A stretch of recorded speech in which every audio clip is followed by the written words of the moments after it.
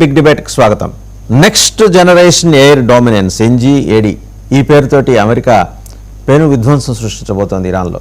అంటే ఇరాన్ ఇంతకుముందు వరకు ఆడిన గేమ్ ఒకటైతే ఇక మీదట అమెరికా ఆడబోయే గేమ్ తోటి తలకిందలవుతుందని అమెరికా భావిస్తోంది. అందులో నిజం ఎంతో అబద్ధం ఎంతో మనకి తెలియదు. బట్ ఆకాశంలో ఒక అదృశ్య యమధర్మరాజు మాదిరి ఇది రాబోతోందని చెప్పేసి బోల్డ్ అనే అడ్జెక్టివ్స్ తోటి అమెరికన్ మీడియా కథనాలు ప్రసారం చేస్తోంది. అలాగే ప్రింట్ మీడియాలో కూడా ఇలాంటి బోల్డని కథనాలు వచ్చినాయి. సరే, వాళ్ళకి అవసరం వచ్చినప్పుడల్లా పంపు కొట్టడానికి వాళ్ళకి కావలసినంత స్వేచ్ఛ ఉన్న మీడియా ఒకటి ఉంది, వాళ్ళ కంట్రోల్లో ఉన్న స్టేట్ ఓన్డ్ మీడియా. సో ఇది నిజమా కాదా ఈ అంశంలోకి, అలాగే పాకిస్తాన్లో పెట్రోల్ ధర వాళ్ళ కరెన్సీలో 350 రూపాయలు ఇంకా 10-15 రోజుల్లో కుప్పకూలిపోబోతోంది. ఎందుకంటే ఇప్పటికే వర్క్ ఫ్రమ్ హోమ్ ఇచ్చారు, వారానికి 4 రోజులు. ఇంకా బోల్డన్ని అంశాలు ఇక్కడ చూస్తే కనుక హార్మూజ్లో అధికారికంగా టోల్ వసూలు 18 కోట్ల రూపాయలట. ఒక నౌక అక్కడి నుంచి వెళ్ళడానికి 18 కోట్ల రూపాయలు ఇరాన్ వసూలు చేయాలని నిర్ణయించట. దాని మేరకు పార్లమెంట్లో మరి ఆమోదం తీసుకున్నట్టు. ఎప్పుడు జరిగింది పార్లమెంట్ సమావేశం ఏంటి అనేది, ఇరాన్ నుంచి ఇనుప కర్టెన్స్ వెనకాల ఉంటుంది, ఐరన్ కర్టెన్స్ వెనకాల. ఇరాన్ కానీ చైనా కానీ అక్కడి నుంచి ఏం బయటకు రావు. వాళ్ళు ఏమైనా లీక్ చేస్తే అది నిజమని నమ్మి మనం మాట్లాడుకోవటం. ఈ అంశాలన్నింటి మీద సమగ్ర విశ్లేషణ చేయడానికి బిగ్ డిబేట్లో మనతో జాయిన్ అయ్యారు కల్నల్ వివి రావు గారు. నమస్కారం కల్నల్ వివి రావు గారు. మరి కాసేపట్లో కల్నల్ పరమేశ్వర్ కూడా జాయిన్ అవుతారు. సో కల్నల్ వివి రావు గారు, NGAD next generation air dominance నమ్మచ్చా ఇది?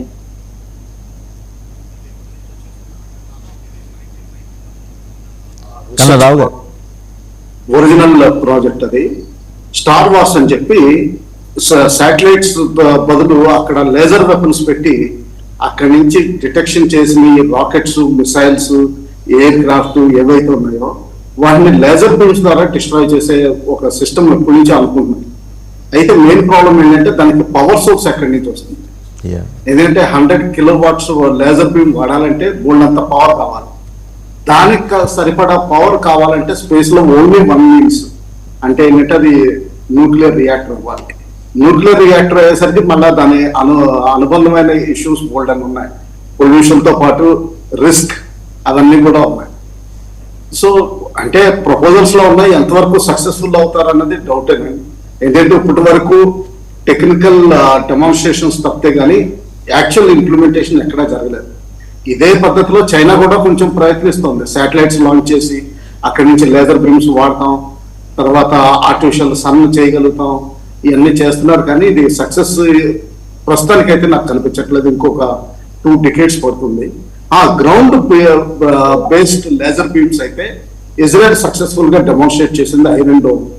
కాకపోతే ఏంటంటే మిగతా అనుసంధానమైన ఇన్సిడెంట్స్ అంటే ఏంటంటే అసలు మిసైల్ వస్తుందన్నది ఇంటెలిజెన్స్, తర్వాత దాని ట్రాకింగ్, దాని తర్వాత దానికి ఏం చూసుకుని దాన్ని ఫైర్ చేయడం, ఇవన్నీ కూడా అనుసంధానంలో చాలా వీక్ అయింది. అందుకనే ఈ రోజున ఇరాన్ హైపర్సోనిక్ మిసైల్స్ అన్ని ఇజ్రాయెల్ ఐరన్ డోమ్ ని పెనట్రేట్ చేసి వాళ్ళ సిటీస్ లో దాదాపు 12 సిటీస్ ని తీవ్రంగా దెబ్బతీయడం జరిగింది. సో దేనికి దానికి పై ఎత్తు నడుస్తుంది. అయితే అమెరికా మాత్రం ప్రస్తుతానికి ఈ టెక్నాలజీ డెమాన్స్ట్రేషన్ ఏమైనా చేయొచ్చు కానీ సీరియస్ గా ఇంపాక్ట్ చేసే అవకాశం మాత్రం నాకు కనిపించింది. చెప్పండి కల్నల్ రావు గారు. అంటే ఈ వార్ ఎస్కలేషన్ అనేది ఇంకొక 4 వారాలు పొడిగించినట్టుగా కనిపిస్తోంది. అంటే America plan B, plan C ఇంకేమన్నా ఉంటే వాటన్నిటితోటి సిద్ధం చేసుకోవడానికి వీలుగా, తను సమాయత్తం చేసుకోవడానికి వీలుగా ఇంకొక 4 రోజులు. ప్రెసిడెంట్ ట్రంప్ పొద్దున్న లేచిన కాడి నుంచి రాత్రి నిద్రపోయేదాకా ఆ ట్రూత్ సోషల్ మీడియాలో ఆయన రాసుకుంటూ రావటం, పొద్దున్న రాసిన దానికి ఇంకో గంటలో ఏమీ పొంతం లేకుండా పోవటం, ఇవన్నీ చూస్తున్నాం. కానీ అలా ప్రపంచానికి పిచ్చివాళ్ళ కనిపిస్తూ ప్లాన్ Bని ఇంప్లిమెంట్ చేస్తున్నాడనే ఒక అభిప్రాయం అయితే ఉంది. నిజమేనా ఇది? ఎగ్జాక్ట్లీ. ఆయన ఏంటంటే పబ్లిక్ రిలేషన్స్ లో చాలా దూకుడుగా వ్యవహరిస్తారు. దాన్ని సీరియస్ గా తీసుకోవాల్సిన అవసరం లేదు. కొన్ని గంటల క్రితం అయితే ఆయన ఏమన్నారంటే డీల్ ఉన్నా లేకపోతే నేను వెనక్కి చెప్తున్నాను. అలాగే ఏదోటి అంటా ఉంటారు, అంటే అది క్యాజువల్ టాక్ కింద లెక్క పెట్టుకోవాలి. క్యాజువల్ గా మనం గాసిప్ పక్క వాళ్ళతో ఎలా గాసిప్ చేస్తామో అలాంటి టాక్ కింద లెక్క పెట్టుకోవాలి. సీరియస్ డెసిషన్స్ మాత్రం ఆయన అడ్వైజర్స్ తోటి, తర్వాత వాళ్ళకున్న ప్రాజెక్ట్ రిపోర్ట్స్ దగ్గర నుంచే చేస్తారు. ఆ విధంగానే చేసుకుంటూ వస్తున్నారు ప్రస్తుతానికి కూడా. ఇప్పుడు ఏంటంటే అమెరికన్ ట్రూప్స్ దాదాపు 12,000 మంది అక్కడ చేరుకున్నారు గ్రౌండ్ అసాల్ట్ కి. సో కార్క్ ఐలాండ్ కి, కషమ్ ఐలాండ్ కి సఫిషియెంట్ వాళ్ళు. అయితే బందర్ అబ్బాస్ తీసుకోవాలంటే మాత్రం దాదాపు ఇంకొక 40-50 వేల మంది కావాలి. దీని తోడుగా ఫస్ట్ టైం యూరోపియన్ యూనియన్ నుంచి బ్రిటన్ కొంతమంది ట్రూప్స్, అడిషనల్ ట్రూప్స్ పంపిస్తున్నట్టు ఇప్పుడు చెప్తుంది. ఇప్పటి వరకు కేవలం ఒక డిస్ట్రాయర్, సబ్మెరీన్ ప్లస్ 2 కేంద్రాలు, బేస్లు అటు సైప్రస్ లోను ఇటు డిగో కాశ్లోను ఇచ్చినట్టే లెక్క. కానీ ఇప్పుడు అడిషనల్ ట్రూప్స్ మెల్లగా పంపిస్తుంది. అలాగే యూరోపియన్ యూనియన్ ఇప్పుడు మెల్లగా కొంచెం పంపించే అవకాశాలు ఉన్నాయి. ఎందుకంటే ట్రంప్ గారు ఒక విధంగా యూరోపియన్ యూనియన్ కూడా నెగిటివ్ మెసేజ్ కన్వే చేస్తుంది. మీరు నాకు సపోర్ట్ రారా, నేను హార్మోన్ జలసంధి డీల్ లేకుండా వదిలేస్తాను. డీల్ లేకుండా వదిలేస్తే సఫర్ అయ్యేది మాక్సిమం యూరోప్ అండ్ ఏషియా, నాకు పట్టింపు లేదు అన్నట్టుగా ఆయన మాట్లాడారు. వెంటనే రియాక్ట్ అయ్యారు. అక్కడ యుక్రెయిన్ రష్యా అసెట్స్ ని డ్యామేజ్ చేయడం వల్ల రష్యా ఏప్రిల్ లాగా ఈ రోజు నుంచి వాళ్ళ పెట్రోలియం ప్రొడక్ట్స్ సేల్స్ అంతా చాలా వరకు కంట్రోల్ చేయడం మొదలు పెడుతుంది. దానివల్ల యూరోప్ దెబ్బతింటుంది. సో ఇప్పుడు యూరోప్ దారికి వస్తుంది. సో అదొకటి. తర్వాత ఏంటంటే ఇక్కడ గ్రౌండ్ ఇన్వేజన్ కి ఎంతవరకు తయారవుదాం. తర్వాత కాకపోతే ఆయన చేస్తున్న తప్పు ఏంటంటే ఈజిప్ట్, సౌదీ అరేబియా, టర్కీ ఈ 3 దేశాలు కలిపి పాకిస్తాన్ మధ్యలో మీడియేషన్ గా పెట్టడం. అంటే బేసిక్లీ 4 కంట్రీస్, కాకపోతే ఫార్వర్డ్ లీడ్ మాత్రం పాకిస్తాన్. ఇది చాలా తప్పు పని. ఎందుకంటే వీళ్ళ నలుగురికి స్తోమత లేదు. సౌదీ అంటారా సున్నీ కంట్రీ, టర్కీ అంటారా Sunni country trying for Muslim one upmanship, అదే టెహరాన్కి ఎట్టి పరిస్థితుల్లోనూ నచ్చదు.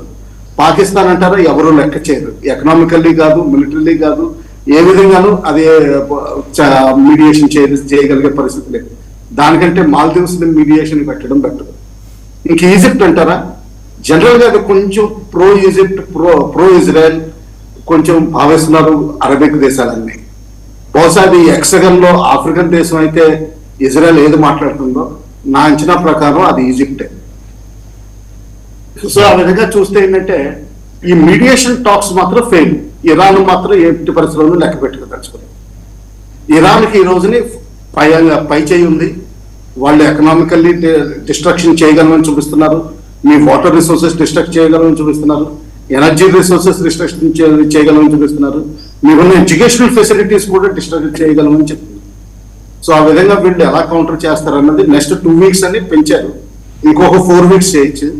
కాకపోతే ఈ మధ్యలో ఇంకా రెజ్యూమ్ చేంజ్ కోసం ఎట్టి పరిస్థితుల్లో అయినా సరే, ఒకవేళ ఎవరైతే కొత్త ఆయాతుల్లా అయ్యారో ఆయన చనిపోతారని చెప్పి బహుశా వీళ్ళు చాలా పూజలు చేస్తున్నట్టుగా అనిపిస్తుంది. ఆ పూజల పరిష్కారం ఏదైనా దొరికితే మాత్రం రెజ్యూమ్ చేంజ్ ఏమన్నా అవుతుందా అని వీళ్ళ ఆశ. ఆ విధంగా నడుస్తున్నట్టు నాకు అనిపిస్తుంది. చెప్పండి. రైట్. కల్నల్ పరమేశ్వర్ గారు, నిన్న 2-3 రోజుల క్రితం చూసాం అవాక్స్ని ధ్వంసం చేశారు. అలాగే E3 రడార్ వ్యవస్థని అండ్ ఎయిర్ ఫ్యూయల్ చేసే వాటిని, ఆ వ్యవస్థల్ని ధ్వంసం చేశారు. వాళ్ళు మిసైల్స్ తోటి, డ్రోన్స్ తోటి కొడుతుంటే కొన్ని $1 బిలియన్ నష్టం ఎదుర్కొంటున్న అమెరికా ఈరోజు NGAD తోటి వస్తుంది అంటే మనం నమ్మచ్చా? ఎందుకంటే 5th జనరేషనే ఫెయిల్ అయినాయి, F-22, F-35. ఇప్పుడు 6th జనరేషన్ తీసుకొస్తారట. వాటిని ప్రయోగ దశలోనే ఉందా, లేకపోతే నిజంగానే చేస్తే వాళ్ళు ఏమంటున్నారు, ఖర్గ ద్వీపాన్ని నిమిషాల్లో శ్మశాన వాటిక చేయగలం అని. ఇవన్నీ ఉత్తర కుమార ప్రగల్భాలేనా, నిజమేనా? మీరు అనేసరికి నేను చెప్పక్కర్లేదండి. మీకు, మీ ప్రేక్షకులకి, ప్యానలిస్ట్ కి నమస్కారం. ద్వీపాలని అవి అకల్తుం, గోవర్ధం కానీ, లేకపోతే కిషన్ ఐలాండ్ కానీ, లేకపోతే దీన్ని కానీ, కార్మిక ద్వీపాన్ని కానీ పట్టుకోవడం చాలా ఈజీ కాదండి.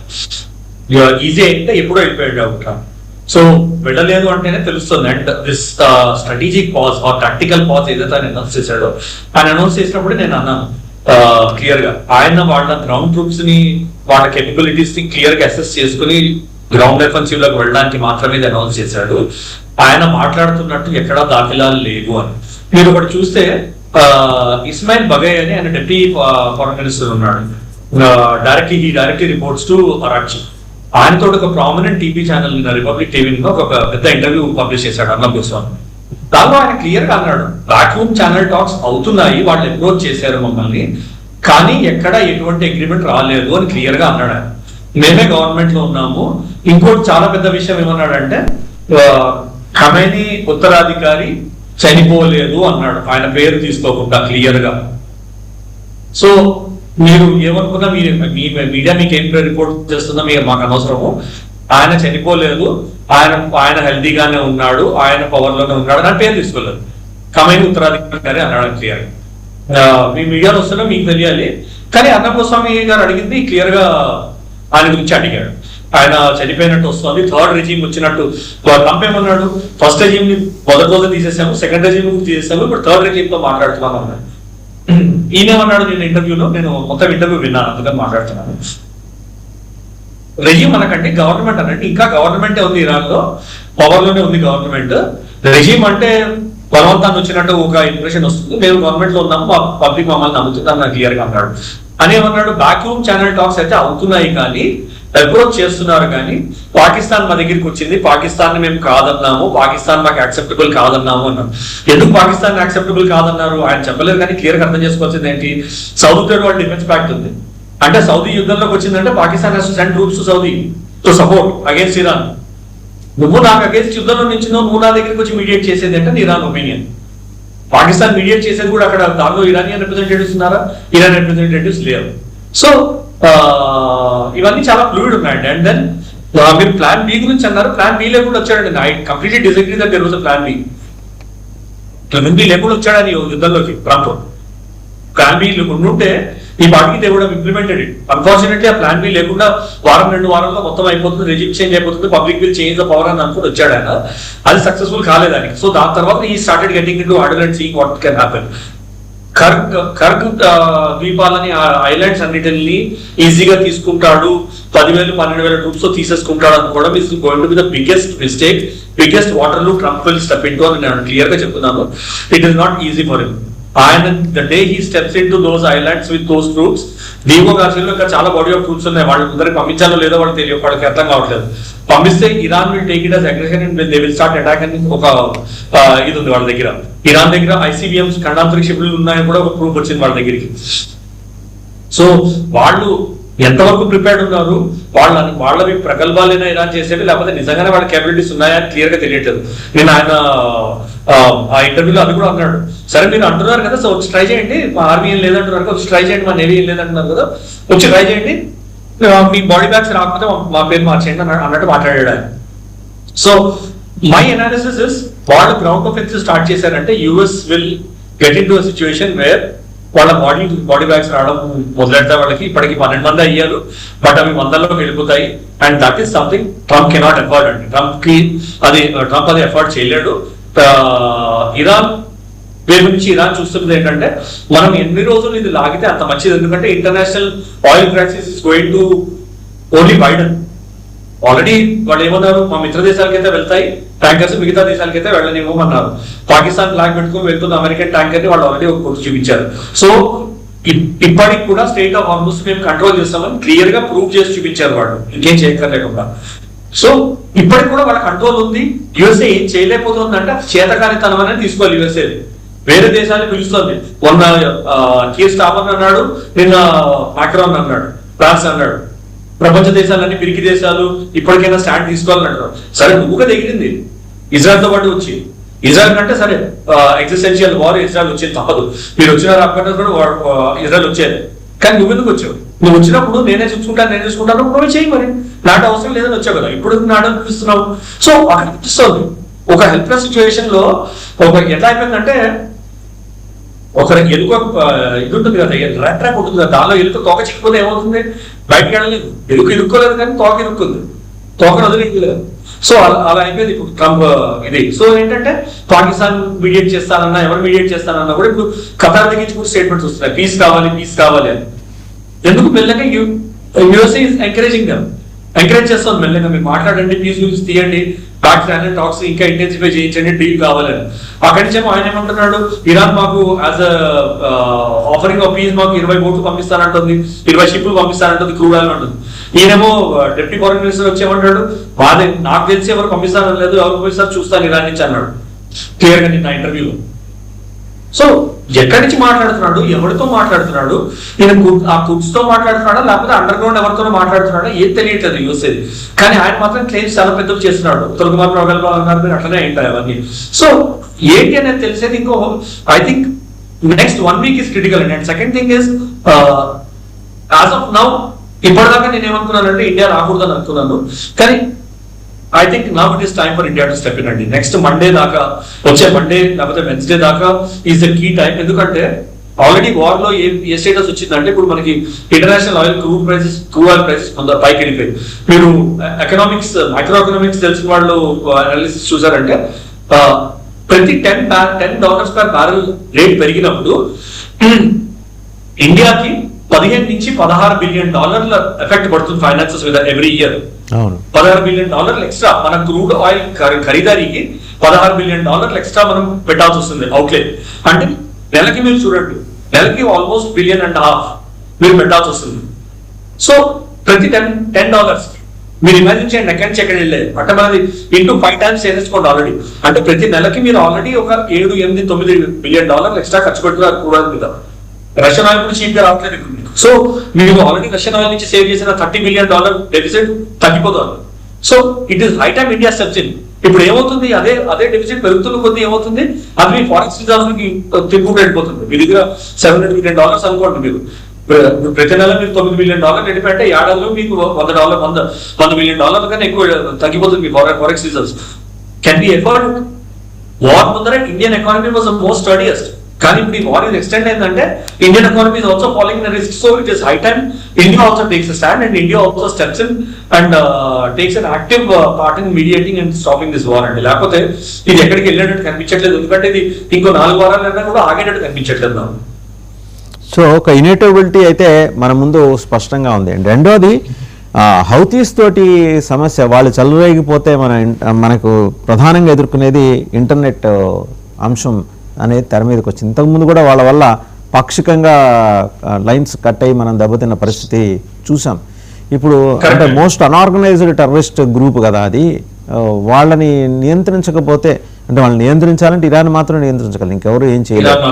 ఇప్పుడు ఇక్కడ అక్కడ ఒక చోట ఆర్గనైజ్డ్గా పనిచేసే టెర్రరిస్ట్ గ్రూపులు అంటే క్రమశిక్షణతో పనిచేసే జైషే మహమ్మద్, లష్కర్ ఏ తోయిబా లాంటి వాళ్ళంటే మనకి తెలుస్తాయి. ఇలా అలాంటి వాళ్ళు కూడా కాదు కదా. సో వీళ్ళని నియంత్రించకపోతే డిజిటల్ మొత్తం ప్రపంచానికి ఇది పెను సవాల్గా మారబోతుంది అంటున్నారు. నిజమేనా సార్? కరెక్ట్ అండి. ఎందుకంటే అండర్ సీ కేబుల్స్ అవి ఉన్నాయి. కానీ ఒకటి ఏంటంటే ప్రపంచం అంతా కొంచెం సైలెంట్ గా ఉన్నది ఏంటంటే అండర్ సీ కేబుల్స్ కట్ చేసే ఎబిలిటీ హౌతీస్ కి ఉన్నట్టు ఇప్పటిదాకా దాఖలాలు లేవు.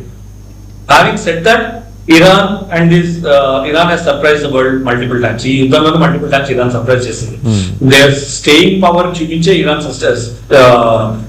సర్ప్రైజ్ చేసింది. రెండోది నేను ఇదివరకు మీకు చెప్పాను, హౌతీస్ కి, హెజ్బుల్లాస్ కి, హమాస్ కి ముగ్గురికి కలిపి ముగ్గురు ఇప్పుడు వినేది ఇరాన్ ఒక్కడే. ఇరాన్ ఒక మాట వింటారు. వాళ్ళకి జూన్ నుంచి జనవరి దాకా డాక్యుమెంటెడ్ ప్రూవెన్ డాక్యుమెంట్స్ లో ఫైనాన్షియల్ సపోర్ట్ $5 బిలియన్ దాటి ఇచ్చింది ఇరాన్. అది ఎక్కడికి వెళ్ళింది, ఏ కేపబిలిటీస్ డెవలప్ చేసుకున్నారు, ముందు నుంచి ఏం కేపబిలిటీస్ ఉన్నాయనేవి ఇమాజినరీ అండి. సో క్లియర్ పర్సెంటేజ్ అనేది ఉంది. కాబట్టి ఇరాన్ వెళ్ళి చేస్తుంది, ఏముంది, ఇరాన్ అంటే సీ కేబుల్స్ వెళ్తుంది, వెళ్ళి కట్ చేస్తుంది. కట్ చేయాలంటే యాజ్ ఆఫ్ నౌ వాళ్ళని చేయట్లేదు, వాళ్ళని థ్రెటన్ చేయట్లేదు. బట్ యుద్ధం లాగినంత వరకు, మీరు యుద్ధాన్ని లాగినంత వరకు డెస్పరేషన్ వచ్చేస్తుంది. డెస్పరేషన్ వచ్చిందంటే ఇప్పుడు వీళ్ళంటే మొస్తఫా ఖమేనీ నిజంగానే బతికే ఉన్నాడు అంటే ఆయన ఖమేనీ వంశం నుంచే వస్తాడు, అటువంటి ఆలోచనలతోనే వస్తాడు. ఆయన అన్నాడు అనుకోండి, ఒక రోజు లేచి పిచ్చి లేచి కట్ చేయండి అన్నాడు అనుకోండి, ఎక్కడ పోతుంది ప్రపంచం అంతా? మొత్తం link between east and west will be cut. It's not easy to do. నేను అది ఈజీ అని అనట్లేదు, కానీ వాళ్ళు అచీవ్ చేశారంటే ఏం చేస్తారు? ఒకవేళ అచీవ్ చేసే రిస్క్ ఈవెన్ 10% ఉన్నా కూడా is the world at stage where we can take that risk. అది మనం అనలైజ్ చేసుకోవాలి. అందుకే నేను అంటున్నాను, ఇప్పుడు it is the right time for India to step in. I'm hoping Indian government has already step in. మనకు కూడా రిస్క్ తెలుస్తోంది. రిస్క్ ఏమవుతుందంటే ఎప్పుడో ఒక చోట మీకు ఇంకో చిన్న అనాలిసిస్ లో వెళ్ళాలంటే ఇంటర్నెట్ కేబుల్ పోయింది. ఇంటర్నెట్ కేబుల్ పోయిందంటే మీకు కమ్యూనికేషన్ లింక్స్ పోతాయి. కమ్యూనికేషన్ లింక్స్ ఒకటి పోయాయి, మీకు ఆల్రెడీ పెట్రోల్ రేట్ పడుతుంది. ప్లస్ మీకు ఏంటి, మీ ఆయిల్ కంపెనీస్ ప్రతి లీటర్ పెట్రోల్ కి $24 లాస్, ప్రతి లీటర్ డీజిల్ కి $30 లాస్. ఇప్పుడు ఈ ఆయిల్ ప్రైసెస్ హైక్ వల్ల దాంట్లో ఏం చేశారు, ప్రభుత్వం ఏం చేసింది, $10 తగ్గించింది. అంటే ఇప్పటికి కూడా $14 లాస్, $20 లాస్ భరిస్తున్నాయి. ఈ కంపెనీస్ ఎన్నాడు భరిస్తాయి? మాట నెల భరిస్తాయి, మాట 2 నెలలు భరిస్తాయి. దాని తర్వాత ఏమవుతుంది, ఇన్సూరెన్సీ ఫైల్ చేస్తే ఏమవుతుంది, ఇంప్లోజన్. సో ఇవన్నీ మనం చేయాలంటే లేకపోతే గవర్నమెంట్ అని హిట్ చేయాలి, గవర్నమెంట్ క్వశ్చన్ చేయాలి. ఎంతవరకు గవర్నమెంట్ క్వశ్చన్ చేస్తుంది, ఎంత ఫండ్ చేస్తుంది? ఇక్కడి నుంచి మీ ఫారెక్స్ పోతుంది, ఇక్కడి నుంచి ఇంటర్నల్ గవర్నమెంట్ క్వశ్చన్ చేస్తుంది, మీ ఫండ్స్ ఎక్కడ పోతాయి? మళ్ళీ అప్పు భారం పెరుగుతుంది, ఎకానమీ కిందకి రావడం మొదలుతుంది. సో అందుకే మైక్రోఎకనామిక్స్ అర్థమైన వాళ్ళు చూసారంటే ఇండియా గవర్నమెంట్ ఎట్లేంటంటే ప్రతి ప్రపంచం బంగ్లాదేశ్ అడుక్కునే స్థాయికి వచ్చింది, పాకిస్తాన్ అడుక్కునే స్థాయికి వచ్చింది, శ్రీలంక అడుక్కునే స్థాయికి వచ్చింది, ప్రపంచ దేశాలు అన్ని భరిస్తున్నాయి. But very soon India and China will also follow suit. And then once again మనం 10 సంవత్సరాలు వెనక్కి వెళ్ళిపోతాం. Do you want really afford that? అది మనం అనలైజ్ చేసుకుని మనకి రిస్క్ ఎంత ఉంది, ఇంకా మన బెనిఫిట్ కోసమైనా మనం దీనిలో స్టెప్ చేయాలి. And I'm sure that is an option Indian government is considering అండి. మోడీ ఈనాడు చేసిన డిప్లొమసీ మీరు చూసారంటే ఇజ్రాయెల్ తో సంబంధాలు మంచిగా చేసుకోవడం, సౌదీ యూఏఈ యాంటీ ఉన్న వాళ్ళని కూడా మనము ప్రో చేసుకోవడము, వాళ్ళతో సంబంధాలు పెంచుకోవడము, అలాగే ఇరాన్ తో కూడా సంబంధాలు పెట్టుకున్నాం. ఇరాన్ తో లాంగ్ టర్మ్ బిజినెస్ చేయకపోయినా కూడా ఇరాన్ తో సంబంధాలు పెట్టుకున్నాం, తగ్గదంపులు చేసుకోలేదు. ఇవన్నీ చేసిన క్రెడిట్ ఆయనకే వచ్చాయి. But as of now he will emerge as a larger statesman than he is if he can step in and do some level of mediation and మనము ఈ ప్రాబ్లమ్ రిజాల్వ్ చేయగలిగితే it will be beneficial to India. Right. ఒకసారి colonel రావు గారు, రెండో కోణం ఇందులో గనక చూస్తే ఇరాన్ మీద అణుబాంబులు వేయడానికి అమెరికా సిద్ధం అవుతోంది. అంటే అంత ఎక్స్ట్రీమ్ స్టెప్ తీసుకునే అవకాశాలు అక్కడ కనిపిస్తున్నాయా? ఎందుకంటే అది వాళ్ళిద్దరూ కొట్టుకు చేస్తే పెద్ద సమస్య లేదు ప్రపంచానికి, బట్ వాళ్ళిద్దరి బాధ ప్రపంచానికి బాధ కాబోతుంది కదా. ఆ దిశగా ఏమన్నా ఆలోచన చేస్తాను. ఎందుకంటే ట్రంప్ మ్యావరిక్, ఎనీ టైం ఆయన చేతిలో ఉన్న ఆ బటన్ దాటిన అలా నొక్కేసినా మనం చెప్పగలిగింది ఏం లేదు. అంత ఆ పాస్ కోడ్ అంతా everything it is with him since he is the president. ఆ రకమైన నిర్ణయం తీసుకుంటాడా డెస్పరేట్ స్థితిలోకి వెళ్ళిపోయిన తర్వాత? ప్రస్తుతానికి అయితే అనిపించట్లేదండి. ఇదంతా పార్ట్ ఆఫ్ సైకలాజికల్ వార్ఫేర్ అనుకుంటాను. మీరు న్యూక్లియర్ వెపన్స్ తయారు చేస్తున్నారు కాబట్టి నేను మీ మీద న్యూక్లియర్ వెపన్సే వాడి మిమ్మల్ని నాశనం చేస్తానన్న థీమ్ అది. ఎందుకంటే ప్రస్తుతానికి ఇంకా యుఎస్ఏకి తీటు లేదు, ఇరాన్ ఎందుకు సరిపోలేదు. ప్రస్తుతానికి పై చేయి కింద కనిపిస్తున్నా కానీ ఇరాన్ మీద మాత్రం నిజంగా అమెరికా సీరియస్ గా తీసుకుని ట్రూప్స్ పంపిస్తే ఇరాన్ పరిస్థితి అయిపోతుంది. సో ఆ విధంగా అవసరం లేదు న్యూక్లియర్ వెపన్. కాకపోతే ఏంటంటే ఆ థ్రెట్ ని చూపించి వాళ్ళని ఎలాగలా అని లొంగ తీసుకోవాలి, చర్చలకు తీసుకురావాలి. ప్రస్తుతానికి అట్లీస్ట్ డీల్ ఏదో ఒకటి చేసుకోవాలి. హార్ముజ్ జలసంధి ఓపెన్ అయిపోతే నేను వెనక్కి వెళ్ళిపోతాను అన్న పరిస్థితిలో ఉన్నారు. న్యూక్లియర్ వెపన్స్ వాడడానికి అమెరికన్ ప్రెసిడెంట్ కి ఫుల్ పవర్ ఉన్నా కానీ ఎగ్జిక్యూటివ్ ప్రెసిడెంట్ మనం గుర్తుపెట్టుకోవాలండి. వాళ్ళ దేశంలో కూడా కొన్ని కౌంటర్ పవర్స్ ఉంటాయి. అవి అన్సీన్, కొన్ని పైకి కనిపిస్తాయి, కొన్ని పైకి కనిపించాయి. జస్ట్ ప్రెసిడెంట్ ఆర్డర్ చేసినంత మాత్రాన న్యూక్లియర్ వెపన్స్ వాడేస్తారని కూడా గ్యారంటీ ఏమీ లేదు. అది కూడా మనం గమనించాలి. కల్నల్ రావు గారు, అంటే మీరు అన్నట్టు ఆయన పైన ఒక 17 ఏజెన్సీస్ హెడ్స్ పనిచేస్తున్నారు. ఇన్ఫ్యాక్ట్ వాళ్ళ డైరెక్షన్లోనే ఆయన వెళ్తాడు. మనం అందరం బయట ప్రపంచం భావించినట్టు ఆయన ఒక్కడే సుప్రీం కాకపోవచ్చు, కానీ వాళ్ళందరూ కూడా సమ్మతించే దిశగా ప్రయత్నాలు జరుగుతున్నాయని అంటున్నారు. అంటే ఒకటి మీరు అన్నట్టు ఇది ఒక మైండ్ గేమ్లో భాగంగా మీడియా కథనాలు రాయించడం అనేది మనం ఎప్పటి నుంచో చూస్తూ వస్తున్నాం. ఇవన్నీ కూడా క్యాపిటలిస్ట్ కంట్రీస్లో ఇదొక ప్రాక్టీసు, చాలా చిత్తశుద్ధితోటి క్రమశిక్షణతోటి వాళ్ళు చేస్తూ ఉంటారు. సో ఆ ట్రాప్లో ప్రపంచం పడిపోయే ప్రమాదం కనిపిస్తుంది కదా. ఒకవేళ అది ట్రాప్ అని భ్రమింపచేసి నిజంగా చేస్తే అనే ప్రశ్న వస్తుంది ఇప్పుడు. టాక్టికల్ న్యూక్లియర్ వెపన్స్ వాడచ్చు. టాక్టికల్ న్యూక్లియర్ వెపన్స్ అంటే జనరల్ గా 0.5 కిలోటన్ అలా ఉంటాయండి. ఇవన్నీ ఆర్టిలరీ షెల్స్ మీద జనరల్ గా ప్రయోగిస్తారు, మిసైల్స్ మీద ఎక్కువ వాడరు. దీని రేంజ్ చాలా లిమిటెడ్ గా ఉంటుంది. అయితే మాత్రం అసలు న్యూక్లియర్ అనగానే ప్రపంచంలో అంత నెగిటివిటీ జనరేట్ అవుతుంది. తర్వాత వాళ్ళ ఓన్ కంట్రీలో కొంతవరకు రెసిస్టెన్స్ మొదలవుతుంది. అంత తీవ్రం కాలేదు కానీ నో కింగ్స్ అన్న సిస్టమ్స్ లోను వీటిలోనూ కొంతవరకు రెసిస్టెన్స్ మొదలవుతుంది. ఆ రెసిస్టెన్స్ విపరీతంగా పెరిగిపోతుంది. అది యాంటీ ట్రంప్ అయ్యే అవకాశాలు ఎక్కువ ఉన్నాయి. అలాగే యూరోపియన్ యూనియన్ ఇవన్నీ కూడా యాంటీ ట్రంప్ 100% యాంటీ ట్రంప్ అయ్యే అవకాశాలు ఎక్కువ ఉన్నాయి. ఇక మిగతా ఆఫ్రికా, ఏషియా అంటారా, అవి ఎలాగా దీన్ని సద్వినియోగం చేసుకోవాలని చెప్పి అవి యాంటీ అమెరికన్ ఫీలింగ్స్ ని ప్రపంచంలో పెంచుతాయి. న్యూక్లియర్ వెపన్స్ మాత్రం అంత ఈజీగా కనిపించట్లేదు.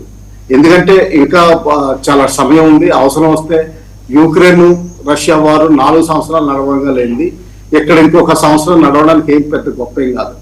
అలాగే గ్రౌండ్ ట్రూప్స్ అమెరికా దగ్గర ఉన్నవి మొత్తం కదిల్చి యాక్చువల్ గా గ్రౌండ్ అటాక్ చేయగలిగే కెపాసిటీ వాళ్ళకు ఉంది. అయితే టైం పడుతుంది. సో న్యూక్లియర్ వెపన్స్ మాత్రం నాకేం సాధ్యం కనిపించట్లేదు. ఎస్ వాళ్ళకున్న కొత్త టెక్నాలజీ డెమాన్స్ట్రేటర్స్ ఏదో పేరు చెప్పుకోవడానికి 47 model of F series air craft ఏవైతే ఉన్నాయో, ఎస్పెషల్లీ ఆయనకు ఒకటి ఏంటంటే ఈజ్ ద 47th ప్రెసిడెంట్ ఈ రోజుని. సో ఆ విధంగా నేనేదో టెక్నాలజీ అప్గ్రేడ్ చేశాను అని చెప్పుకోవడానికి ఇటువంటి ఏమో ట్రయల్స్ చేయొచ్చు.